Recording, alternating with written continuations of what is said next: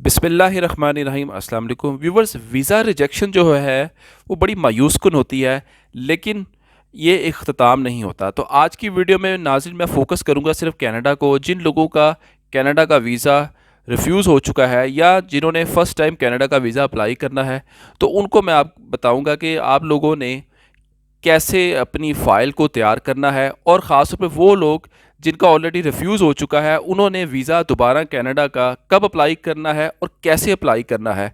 तो ये वीडियो बड़ी मुफीद है फ्रेशर्स के लिए भी, और ख़ास तौर पर उन लोगों के लिए जिनका ऑलरेडी एक या एक से ज़्यादा मरतबा कनाडा का वीज़ा जो है वो रिफ्यूज़ हो चुका है। तो वीडियो को आपने काइंडली स्किप नहीं करना, इसको पूरा वॉच करना है। As usual request, kindly channel को लाइक करें, सब्सक्राइब करें, बेल आइकॉन पे क्लिक करें, और हमारी इस वीडियो को काइंडली अपने फ्रेंड और फैमिली में ज़्यादा से ज़्यादा शेयर कीजिएगा। दूसरी रिक्वेस्ट, व्हाट्सएप पर सिर्फ वही लोग रब्ता करें जो अपना केस डिस्कस करना चाहते हैं। 30 मिनट्स की कॉल देते हैं हम, नॉर्मल चार्जेस लेते हैं। उसमें आप अपना हर किस्म का मैटर डिस्कस कर सकते हैं, अपनी फ़ाइल को डिस्कस कर सकते हैं, आप आगे फ्यूचर में के आपके क्या प्लान्स हैं, हम आपको मुकम्मल गाइड करेंगे आपको इस वक्त क्या करना चाहिए और क्या नहीं करना चाहिए।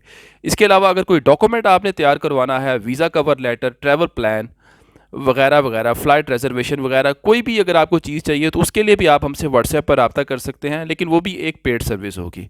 तो बगैर वक्त ज़ाया किए जी वीडियो को स्टार्ट करते हैं। देखिए, कनाडा की जो रिजेक्शन है ना, वो 3 से 4 चीज़ों पर जो है ना इर्द गिर्द घूम रही होती है, सर्कल कर रही होती है। नंबर 1 जी है आपकी जो है लैक ऑफ फंड्स की वजह से रिफ्यूज़ल आती है। नंबर जो दूसरा रिफ्यूज़ल आपको ज़्यादातर मिलता है वो है जी आपकी स्ट्रॉन्ग टाइज़ नहीं है अपने फैमिली के साथ और ख़ास तौर पर होम कंट्रीज़ के साथ। तीसरा आता है जी कि जी आपका जो पर्पज़ ऑफ विज़िट है वो जस्टिफाइएबल नहीं है, वो हमें समझ नहीं आया। और चौथे नंबर पर जी इनकम्प्लीट डॉक्यूमेंट्स। और एक और भी आप ऐड कर सकते हैं, लेकिन उस पे मैं अगली वीडियो पे बात करूंगा अगर जब टाइम मिला। अच्छा जी, पहले हम बात करें जी लैक ऑफ फंड्स। देखिए जी, इसमें सबसे पहले आती है जी आप मेन है जी इसमें आपकी बैंक स्टेटमेंट।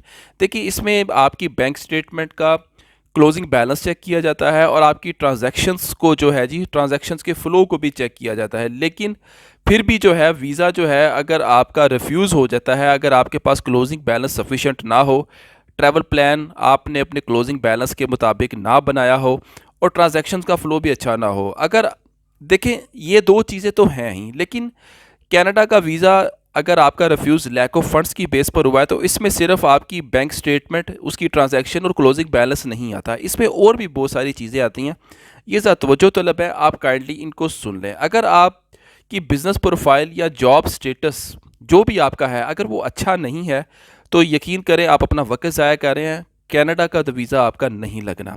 अगर आपका बिज़नेस या जॉब पुरानी नहीं है, अगर स्टेबल नहीं है, फिर भी आपका जो है कनाडा का वीज़ा नहीं लगना, क्योंकि इसमें लैक ऑफ फंड्स में या कनाडा के ओवरऑल वीज़ा अगर आपको अवार्ड होता है, ग्रांट होता है, इसमें सिर्फ आपकी बैंक स्टेटमेंट नहीं देखी जाती, ना ही क्लोजिंग बैलेंस देखा जाता है सिर्फ, और ना ही सिर्फ ट्रांजैक्शंस देखी जाती हैं। आपकी ओवरऑल प्रोफाइल को देखा जाता है कि जी आपका बिज़नेस क्या है या आपकी जॉब क्या है, और आप कितना पुराना आपकी जॉब है या बिज़नेस है, और आपके अंदर स्टेबिलिटी है कि नहीं है, आपका डेजिग्नेशन क्या है, आपके बिज़नेस की वर्थ क्या है, आप जिस जगह पर बिज़नेस कर रहे हैं क्या आया वो जगह आपकी अपनी है या रेंट पर है, आपका ओवरऑल एचआर कैसा है। अगर आपका एचआर ही नहीं है, मिसाल दे रहा हूँ, तो इसका मतलब है कि आप एक स्मॉल स्केल पर बिज़नेस कर रहे हैं। तो अब आप अगर एक स्मॉल स्केल पर बिज़नेस या जॉब कर रहे हैं, आप 70-80 हज़ार या लाख 1.5 लाख ही महीने का 2 लाख के आसपास कमा रहे हैं, तो सोचिए कि आपको फिर कनाडा का वीज़ा कैसे लगेगा। लग भी सकता है, लेकिन उसमें भी बहुत ज़्यादा वर्कआउट करना पड़ता है। लेकिन ये चीज़ें आपको जो है ज़हन में रखनी है। इसके अलावा आपका बिज़नेस में एसेट्स क्या हैं। एसेट्स में सिर्फ आपका बिज़नेस ही नहीं आता है, एसेट्स में आपकी मूवेबल जो प्रॉपर्टीज़ होती हैं, लाइक आपका स्टॉक वगैरह कितना है आपके पास, और ये सारी चीज़ें जो हैं, ये सारी चीज़ें आपने इनकम टैक्स रिटर्न में भी मेंशन करनी है और वेल्थ स्टेटमेंट भी में भी मेंशन करनी है, और होनी चाहिए। तो ये अगर चीज़ें आपकी मेंशन नहीं है तो आपको जो है इस पर इम्प्रूवमेंट करनी है, वर्कआउट करना है, अदरवाइज़ कनाडा का वीज़ा नहीं अप्लाई करना। दूसरा काम व्यूवर्स आपने ये करना है कि अपने मुल्क के साथ अपनी स्ट्रॉन्ग टाइज़ जो हैं मज़ीद स्ट्रॉन्ग करनी है। वो कैसे करनी है, इसके लिए आप सबसे पहला तो आप अगर आप जॉब करते हैं तो आपने अपनी कंपनी से एनओसी लेना है, जॉब कॉन्ट्रैक्ट लाजमी लगाना है, लीव लेटर अलहदा से लें। अगर फ्यूचर में आपकी कोई प्रमोशन एक्सपेक्टेड है तो वो भी उसका भी जिक्र करें और लेटर अपनी कंपनी से एचआर वालों से लें। और इसके अलावा कोई लेटर ऑफ रिकमेंडेशन अपने एम्प्लॉयर से भी अगर आप चाहें तो आप ले सकते हैं। इस पॉइंट ऑफ व्यू से बिजनेसमैन अपने कारोबार के सारे डॉक्यूमेंट्स, सारी रजिस्ट्रेशन, नई पुरानी, कारपोरेशन की रजिस्ट्रेशन, चैम्बर की रजिस्ट्रेशन वगैरह वगैरह जो भी है साथ अटैच करें। प्रॉपर्टी के कागजात जो आईटीआर में हैं वो तो आपने लगानी ही है, लेकिन इसके अलावा जो दूसरे प्रॉपर्टी के कागजात हैं इन इंग्लिश वो भी आपने लगाने हैं। सीए रिपोर्ट, जिसको चार्टर्ड अकाउंटेंट रिपोर्ट कहते हैं, वो चार्टर्ड अकाउंटेंट रिपोर्ट भी आपने लगानी है। टैक्स रिटर्न भी साथ लगानी है, वेल्थ स्टेटमेंट भी साथ लगाने हैं। और इसके साथ साथ जो जिम्मेदारियां आपकी फैमिली से मुतल्लिका हैं उनको ज़रूर आपने अपने वीज़ा कवर लेटर में भी लिखना है, मेंशन करना है। और इससे रिलेटेड जो भी आपके पास डॉक्यूमेंट्री एविडेंस है वो भी आपने साथ अटैच करना है। तीसरे पर आ जाए जी, पर्पज़ ऑफ विजिट आपका जी क्लियर नहीं है, जस्टिफाइड नहीं है। इसको आपने हमेशा क्लियर रखना है। अगर आप टूरिज़्म के लिए जा रहे हैं तो सिर्फ टूरिज़्म ही मेंशन करें, और अगर आपका मकसद कोई किसी रिलेटिव से मिलना है सिर्फ उसी को लिखें और उसी को अटैच करें, चीज़ों को मिक्सअप ना करें। और अगर आप कोई बिज़नेस कॉन्फ्रेंस या कोई एक्सपो वगैरह अटेंड करने जा रहे हैं तो सिर्फ उसका ही लिखें। और जो भी इस कॉन्फ्रेंस से रिलेटेड आपने कोई भी जो टिकट वगैरह परचेज़ की हुई है उसकी पेमेंट की कंफर्मेशन भी साथ लगाएं, रसीदें भी साथ लगाएं। जो भी आपने टिकट वगैरह परचेज़ किया उसकी साथ सारे जितने भी आपके पास एविडेंसेस हैं वो आपने ज़रूर अपलोड करने हैं कनाडा के लिए।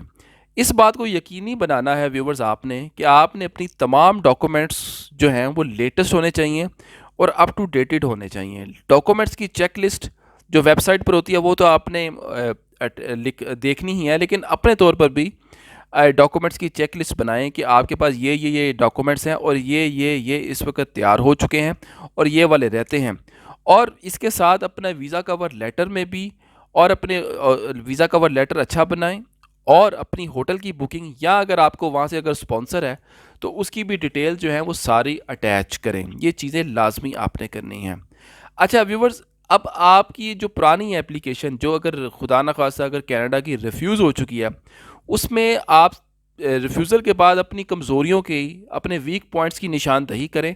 और जब नेक्स्ट एप्लीकेशन आपने जब भी अप्लाई करनी है तो मेक श्योर आपने ये करना है कि आपने उन कमज़ोरियों को दूर किया है और नए डॉक्यूमेंट्री एविडेंसेस साथ अटैच करें। फिर आपने अपनी न्यू एप्लीकेशन कनाडा की अप्लाई करनी है। और न्यू एप्लीकेशन में जो पुरानी कमज़ोरियां या वीक पॉइंट्स थे उसको आपने अपने वीज़ा कवर लेटर में ज़रूर एड्रेस करना है और वीज़ा कवर लेटर को आपने बड़ा अच्छा बनाना है, ये आपका बड़ा अच्छा होना चाहिए। वीडियो के आखिर में मैं ये कह दूं कि दुरुस्त हिकमत अमली यानी कि अच्छी प्लानिंग के साथ अगर आप दोबारा कनाडा का वीज़ा अप्लाई करते हैं तो मुमकिन है आपको वीज़ा मिलेगा, लेकिन उसके लिए आपको अपना होमवर्क जो है मुकम्मल करना है। और कनाडा का वीज़ा अप्लाई करने से पहले अपना केस किसी से भी डिस्कस ज़रूर करें, क्योंकि कनाडा का वीज़ा सोच समझ कर अप्लाई करना चाहिए। इसमें रिजेक्शन भी बहुत ज़्यादा होती है और आ भी रही है। और अगर इस वक्त अगर आप टूरिज़्म के पॉइंट ऑफ व्यू से कनाडा का वीज़ा अप्लाई करना चाहते हैं तो मेरा मशवरा है कि सोच समझ कर ही टूरिज़्म का वीज़ा इस टाइम पीरियड में अप्लाई करें, क्योंकि ये टूरिज़्म के पॉइंट ऑफ व्यू से ये टाइम इतना अच्छा नहीं है। हाँ, अगर आपका कोई पर्पज़ ऑफ विज़िट वाकई स्ट्रॉन्ग है, अगर आप किसी को मिलने के लिए जाना चाहते हैं, कोई मेडिकल कंडीशन है या वगैरह वगैरह कोई भी कुछ भी है, लेकिन अगर आपका पर्पज़ ऑफ विज़िट स्ट्रॉन्ग है तो फिर आपको ज़रूर अप्लाई करना चाहिए। लेकिन इस टाइम मेरा ख्याल है टूरिज़्म के पॉइंट ऑफ व्यू से ज़रा सोच समझ कर कदम उठाएं। वीडियो कैसी लगी आपने कमेंट सेक्शन में ज़रूर बताना है। वीडियो को लाइक करें, शेयर करें, चैनल को भी सब्सक्राइब करें। कोई क्वेश्चन हो तो आप वीडियो को कमेंट बॉक्स में पूछ सकते हैं। व्हाट्सएप पर अगर आप कोई अपना केस डिस्कस करना चाहते हैं, कोई हमसे सर्विस चाहते हैं, हम 30 मिनट्स की कॉल देते हैं। इसमें हम आपको सारा प्रॉपर प्लान बताएंगे। अगर आप कनाडा का वीज़ा अप्लाई करना चाहते हैं तो हम आपको एडवाइस करेंगे प्रॉपरली कि आपको इस वक्त अप्लाई करना चाहिए या नहीं करना चाहिए आपके केस को देखकर, क्योंकि थोड़े से पैसे खर्च लेने से अपनी पासपोर्ट की वर्थ ख़राब करने से बेहतर है कि आप अपना केस किसी से डिस्कस कर लें। और जब आप डिस्कस करते हैं तो आपको बहुत सारी चीज़ों का पता चल जाता है, तो आप बहुत सारी चीज़ों से बच भी जाते हैं। तो अब तक के लिए इतना ही। बहुत शुक्रिया। अल्लाह हाफिज़।